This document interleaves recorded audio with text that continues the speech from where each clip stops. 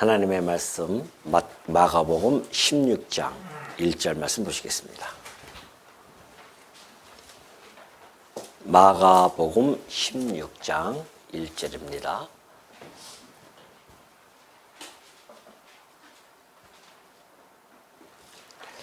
찾으신 줄로 알고 봉독해 드립니다. 안식일이 지나매 막달라 마리아와 야고보의 어머니 마리아와 또 살로메가 가서 예수께 바르기 위하여 향품을 사다 두었다가 안식 후 첫날 매우 일찍이 해돋을 때에 그 무덤으로 가며 서로 말하되 누가 우리를 위하여 무덤 문에서 돌을 굴려 주리요 하더니 눈을 들어본즉 벌써 돌이 굴려져 있는데 그 돌이 힘이 크더라. 무덤에 들어가서 흰옷을 입은 한 청년이 우편에 앉은 것을 보고 놀라매 청년이 이르되 놀라지 말라. 너희가 십자가에 못 박히신 이 나사렛 예수를 찾는구나. 그가 살아나셨고 여기 계시지 아니하니라. 보라, 그가 그를 두었던 곳이니라. 가서 그의 제자들과 베드로에게 이르기를 예수께서 너희보다 먼저 갈릴리로 가시나니 전에 너희에게 말씀하신 대로 너희가 거기서 배우리라 하라 하는지라. 여자들이 몹시 놀라 떨며 나와 무덤에서 도망하고 무서워하여 아무에게도 아무 말도 하지 못하더라. 예수께서 안식 후 첫날 이른 아침에 살아나신 후 전에 7 귀신을 쫓아내어 주신 막달라 마리아에게 먼저 보이시니 마리아가 가서 예수와 함께 하던 사람들이 슬퍼하며 울고 있는 중에 이 일을 알림해 그들은 예수께서 살아나셨다는 것과 마리아에게 보이셨다는 것을 듣고도 믿지 아니하니라.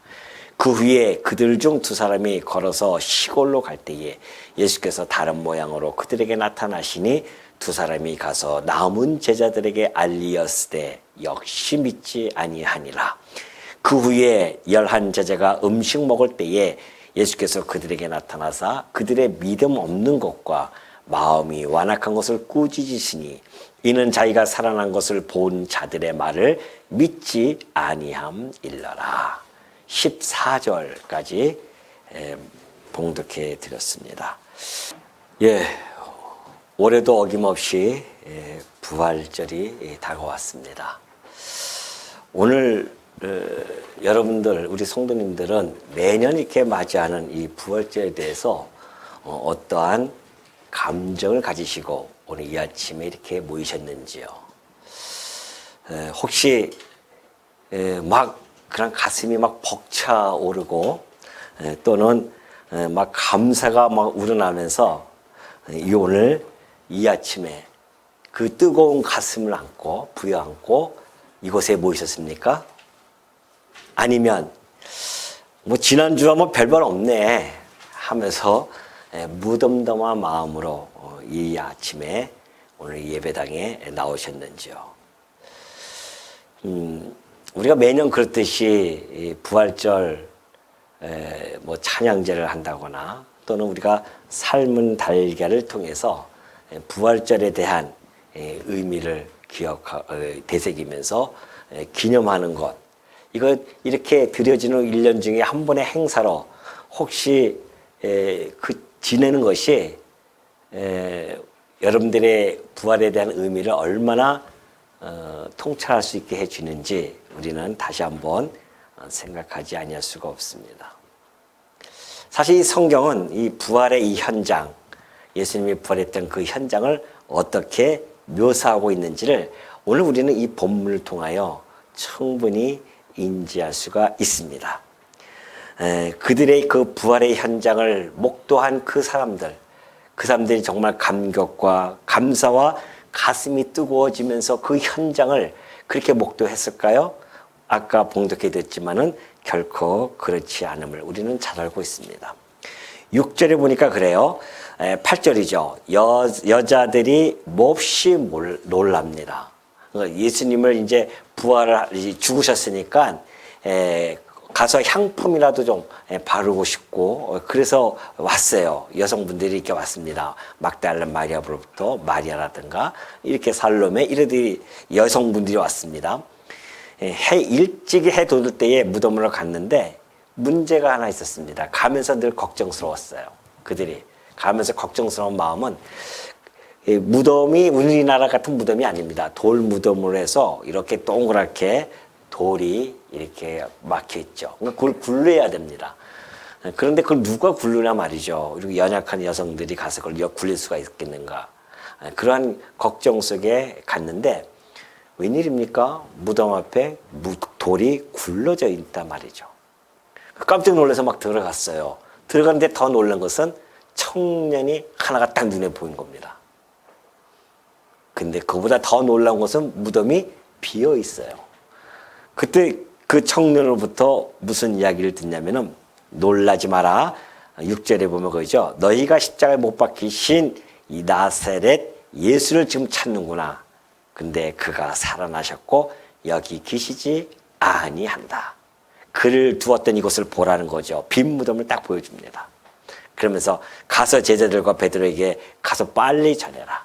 그러면서 너희보다 먼저 갈릴리로 가실 거니까 전에 너희에게 말씀하신 대로 너희가 거기서 배울 것이다. 그래요. 그때 여성들이요 몹시 놀라 떱니다. 그게 8절의 말씀이죠. 몹시 놀라 떨며 무서워하여. 무덤에서 도망하면서 무서워하여 아무에게도 아무 말도 하지 못합니다. 첫 번째 그 부활의 현장을 목도한 그분들은 떨며 무서워했었습니다. 그리고 10절에 가면은 후반절에 보면 그러죠. 마리아가 가서 예수와 함께 사람들이 슬퍼하며 울고 있는 중에 이 일을 알립니다. 예수님이 부활하셨대요. 알려졌어요. 그런데 11절 보니까 예수께서 살아나셨다는 것과 마리아에게 보이셨다는 것을 듣고도 어떻게 해요? 믿지 않습니다. 지금 우리가 상상했던 부활의 현장이 아니에요. 우리는 막 예수님 부활했다고 하면 사람들이 막 깜짝 놀라가지고 감동하고 감격하고 막 눈물을 흘리면서 그럴 줄 알았는데 믿지를 않아요. 13절도 마찬가지입니다. 13절 보니까 그래요. 두 사람이 이제 이것은 아마 그 엠마오 도상으로 가는 그 제자 같아요. 예수님이 함께 갑니다. 그러면서 그들에게 나타나셨어요. 두 사람이 가서 남은 그걸 발견하고 예수님인 줄 알고 가서 제자들에게 막 알리러 갑니다. 여러분들 예수님이 부활하셨대요. 제자들에게 알립니다. 근데 13장 후반절에 역시 그래요. 역시 믿지 아니하였더라. 14절에서 결국은 예수님께 책망을 받죠. 그들의 믿음 없는 것과 마음이 완악한 것을 꾸짖으십니다. 왜 그러냐면은 자기가 예수님께서 살아난 것을 본 자들의 말을 믿지 아니합니다. 그걸 보면은 이 부활의 현장이라고 하는 것은 정말 감격과 그 우러나오는 환희 등 이러한 감성적인 그러한 접근이 아니라 믿음에 관한 문제가 불거진 겁니다. 그러니까 지금 이 현장에는 부활을 믿음의 차원에서 부활을 접근하게 되어졌어요. 예수님이 그렇게 부활한다 했는데 정작 부활했는데 안 믿어요. 왜냐하면 유일무이한 사건이기 때문에 그렇습니다. 근데 여러분 놀랍게도 지금도 여전히 예수 그리스도의 그 부활을 이야기하면 안 믿습니다. 그럴 수밖에 없죠. 우리 인간들은 한 번도 경험하지 못한 일을 예수님께서 하셨기 때문에 아무도 안 믿었어요. 근데 그 제자들마저도 안 믿었다고 하는 것은 참으로 아이러니합니다. 3년 동안 그렇게 따라다니면서 가르쳤고 분명히 부활할 것을 보여줬고 수많은 기적과 표적을 다 보여줬음에도 불구하고 제자들이 믿지를 않아요. 이것이 바로 부활 그 현장의 모습입니다. 오늘 여기 여러분들은 부활주를 맞이해서 오셨는데요. 여러분 어떻습니까? 예수 그리스도의 부활을 믿습니까? 여러분도 부활할 것을 믿고요. 예, 그러면은 그 현장을 우리는 이미 벗어난 자들입니다. 이제 부활을 하고 나서 그 이후에 초점이 어디로 옮겨가냐면요. 마가복음 16장 아까 6절이죠. 6절 했던 말씀이 보여집니다. 뭐라고 합니까? 그가 살아나셨고 여기 계시지 아니하는데 너희들보다 7절 가니까는 너희보다 먼저 갈릴리로 가신다고 합니다. 그러면서 전에 너희에게 말씀하신 대로 그래요. 그러니까 예수님이 돌아가시기 전에 그 14장 8절 말씀입니다. 14장 8절 보면 예수님이 돌아가시기 전에 이제 6월절 행사 끝났어요. 유월절 떡과 잔을 나누고 나서 예수님이 이제 그 감난산으로 가서 가니까는 그 예수님이 그 고난 받고 죽을 것을 아시잖아요. 그러니까는 내가 먼저 죽은 다음에 부활해서 갈릴리로 갈 거야. 먼저 얘기해 줍니다. 우리가 만날 장소가 거기야 라고 이렇게 얘기해 줬어요. 근데 이 제자들이 그걸 들었으면서도 그걸 한쪽 귀로 듣고 한쪽 귀로 흘러버린 겁니다. 근데 정말 그 청년이 누굴까요? 천사겠죠. 그 천사가 얘기한 대로 전에 너희에게 말씀하시지 아니하였느냐. 그가 살아나셔서 갈릴리에서 너희를 보기를 원한다는 겁니다. 그래서 갈릴리로 가라는 것이죠. 그래서 마태복음 이제 자 여기 있네요. 마태복음 28장 10절에 보면은 이에 예수께서 이르시되 무서워하지 말라. 가서 내 형제들에게 어래요? 갈릴리로 가라. 그렇게 말씀을 해주고 계십니다. 그러니까 그들의 부활하는 후에 예수님과 제자들의 집결지가 어디냐면은 갈릴리였었어요. 그 왜 갈릴리로 하는 예수님께서 모이라고 했었을까요? 그 이유가 있습니다. 이것은 이미 이사야 선지자를 통하여 하신 말씀을 이루려 하심입니다. 전에 고통받던 자들에게는 흑암이 없으리로다. 옛적에는 여호와께서 스불론 땅과 납달리 땅이 멸시를 당하게 하셨더니 후에는 해변길과 요단 저쪽 이방의 갈릴리를 영원롭게 하셨느니라 그래요. 그러니까 하나님께서 이 갈릴리를 영원롭게 하시겠다는 그 약속이 있었는데 그 약속을 이루시기 위해서요. 예수님께서 처음에 갈릴리로 가십니다. 그 제자들을 처음 택할 때 어디서 택했을까요? 갈릴리에서 택했습니다. 그리고 복음 전파를 예수님이 갈릴리부터 시작하십니다. 그리고 이제 제자들에게 복음 전파 사명을 주신 곳이 바로 이 갈릴리입니다. 그래서 그 이사야 선지자를 통하여 갈릴리가 영원롭게 되어질 것을 약속해 줬는데 그것이 성취시키려고 갈릴리로 집결시키게 되어진 것이죠. 갈릴리에 모여서 예수님이 뭐라고 말씀하셨을까요? 여기서 이제 너희들 함께 모여서 잘 먹고 잘 살아야 된다라고 했을까요? 아닙니다. 거기에서는 마태복음 28장 16절에 자세히 나타나 있어요. 11제자가 갈릴리에 가서 예수께서 지시하신 산에 이릅니다. 예수를 배웠고 경배하는 아직도 의심하는 사람들이 또 있어요. 예수를 뵙고 경배했음에도 불구하고 아직도 의심해. 정말 부활했나? 이러는 거죠. 예수께서 나와 말씀하기 이르시되 하늘과 땅의 모든 권세를 내게 주셨으니 그러므로 너희는 가서 모든 민족을 제자로 삼아 아버지와 아들과 성령의 이름으로 세례를 베풀고 내가 너희에게 분부한 모든 것을 가르쳐 지키게 하라. 볼지어다 내가 세상 끝날까지 너희와 항상 함께 있으리라 하십니다. 자, 갈릴리의 최후의 예수님께서 마지막 명령을 거기서 하달해 줍니다. 그 갈릴리로 모으게 하신 것은요, 그곳에 그들을 머물게 하려는 것이 결코 아니었습니다.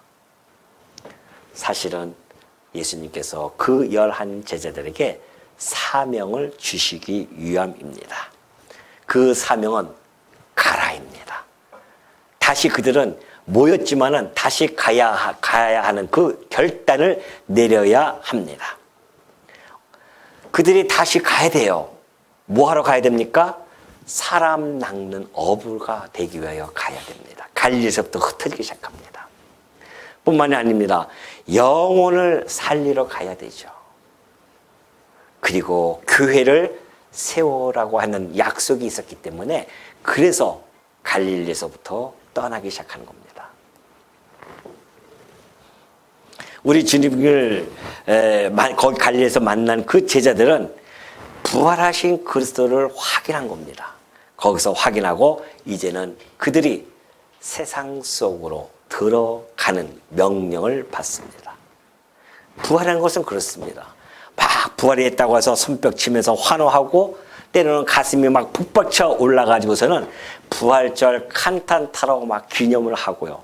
또 우리가 달걀을 삶아 먹는 것으로 그치는 것이 결코 아닙니다. 오늘 이 예수님께서 이 부활에 대한 의미를 어떻게 전달해 주냐 하면은 너희는 가서 부활을 확인한 자들로서 그리고 부활을 소유한 사람들로서 이제부터 세상 속에 가서 부활의 삶을 살아가라고 명령을 하신 겁니다. 이것이 부활의 능력이고 부활의 요구라는 것이죠.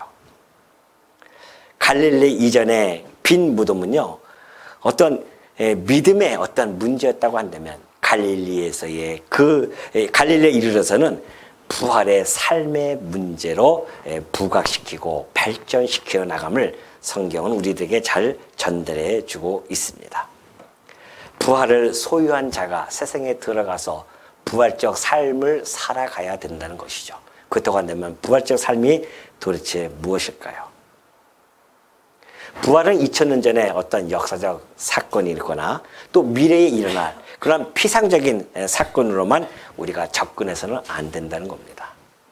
지금 현재적 부활로서 그 능력의 삶을 살아내는 것, 이것이 바로 부활의 능력의 삶입니다. 우리는 우리 믿음의 선진을 통해서 부활적 삶이 어떻게 살아왔는지를 확인해 볼 필요가 있습니다. 먼저 바울에게 우리가 한번 거슬러 올라가 보도록 하겠습니다. 바울은 어떤 부활적 삶을 살았을까요? 그는 고린도전서 15장을 통해서 부활에 대한 확실성을 증언합니다. 그리고 나서 부활적 삶을 피력하는데요, 이렇게 전해주고 있어요. 만일 죽은 자들이 도무지 다시 살아나지 못하면 죽은 자들 위하여 세례를 받는 자들이 무엇을 하겠느냐?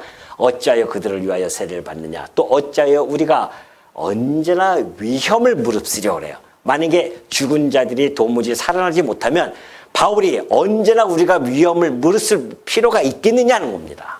그게 무슨 말입니까? 지금 바울이 전하는 그 내용은요, 예수 그리스도께서 부활하셨습니다, 그걸 전하는 거거든요. 그게 복음이에요. 여러분이 부활한다고 하는 것이 복음입니다. 왜냐하면 여태까지 죽음 앞에서 다 무릎을 꿇었습니다. 사망의 권세에 눌려 있었습니다. 근데 예수님께서 부활의 권세, 곧 사망의 권세를 깨고 부활하셨단 말입니다. 이것처럼 우리에게 커다란 소망이 어딨습니까? 영원한 생명을 소유하게 되어졌다는 이 놀라운 사건. 그래서 바울은 그 어떠한 위험이라도 무릅쓰고 예수님께서 부활하셨고 우리도 부활할 거야 라고 하는 이 복음을 전했다는 겁니다. 그러면서 형제들아, 내가 그리스도 예수 안에 우리 주 안에서 가진 바 너희에 대한 나의 자랑을 두고 단언하노니 난 날마다 죽노라.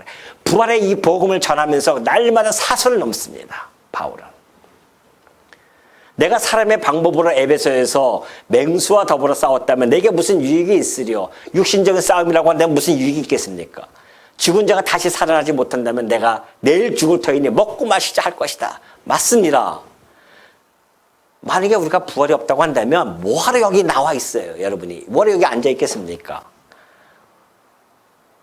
여전히 세상 사람들과 같이 먹고 마시자, 부어라 마시자, 뭐 이거 할 거 아니겠어요? 왜 이 세상뿐이라고 한다면, 이 세상이 부활이 없다고 한다면 우리처럼 불쌍한 사람이 어디 있습니까?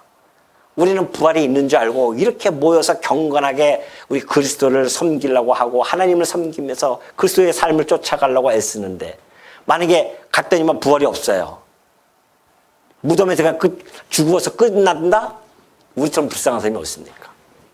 이럴 줄 알았으면 나도 어떻게 해서든지 그냥 일을 팍팍 깔면서 내 욕심껏 한번 좀 살아봤을 텐데, 내 쾌락을 위해서 한번 살아봤을 텐데, 그런 마음이 왜 안 들겠냐 말이죠. 근데 바울은 그걸 모든 걸 절제했습니다. 그 절제하는 이유가 바로 여기에요. 만약에 내가 죽은 자들이 도무지 살아나지 못한다고 한다면은 나는 내가 나의 위험 쓰고 내가 날마다 죽으면서 이 복음을 전하는 이 모든 것이 다 헛것이라는 겁니다. 나도 그랬으면, 나도 그럼 만약에 그것이 그렇다고 한다면 내일 죽으면 그뿐인데 오늘 먹고 마시자, 그렇게 살겠다는 거 아니겠어요? 많은 사람들이 그렇게 살아가는 것처럼. 그러나 우리 성도들은 그게 아니라는 겁니다.